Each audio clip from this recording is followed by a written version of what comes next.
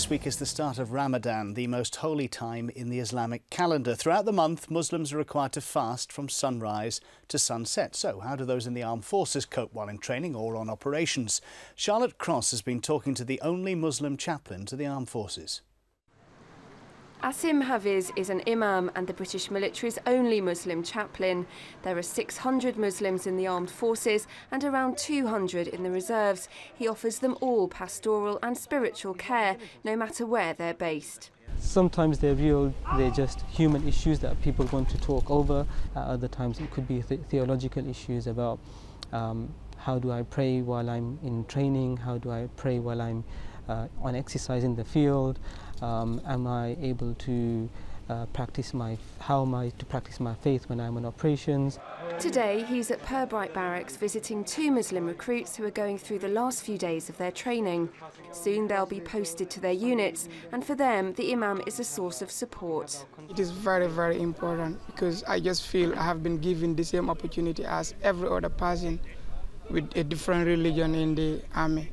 So having my questions been answered by an imam who I have a trust on is quite something that I'm happy to have. It's quite empowering to me. I feel like you got somebody who is a religious leader speaking to you is kind of relieved, and then it's quite helpful emotionally, spiritually, mentally, psychologically. This week is the start of Ramadan, the most holy time in the Islamic calendar. Throughout the month, Muslims are required to fast from sunrise to sunset. The recruits find that difficult as they can't interrupt their training. It's the imam they turn to for guidance. Genuinely, I think every Muslim in a healthy condition would want to fast.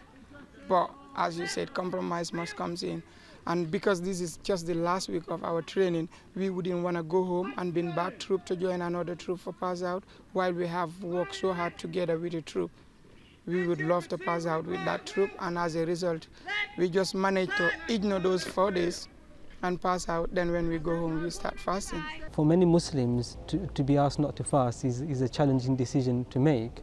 But we also appreciate that the rules of fasting are for ideal situations, and sometimes being in basic training, some of the things in basic training are not ideal. So if they want to fast, what I say to them is that they need to ensure that fasting doesn't affect their health and is not detrimental to their life and their safety. The imam says being a Muslim is entirely compatible with military life, even on the operational front line. My advice is that operations and the mission is paramount, and it takes priority over all things. But that doesn't mean that they can't express their dedication to Ramadan in other ways, by praying and by reciting the Quran and things like that. And when they're not on foot patrol, or when they're not on active operations, when they're on camp, they might still be able to fast.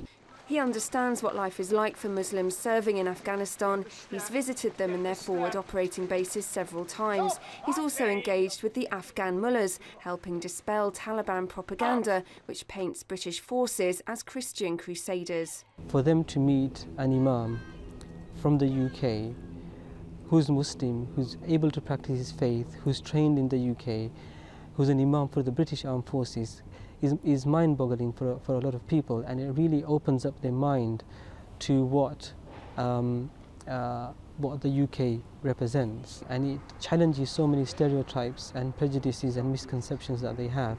Before he leaves Purbright, the imam leads the Muslim recruits in prayer in a specially set-aside prayer room.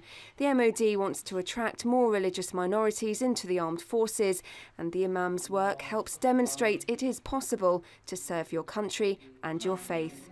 Charlotte Cross, Forces News, Purbright.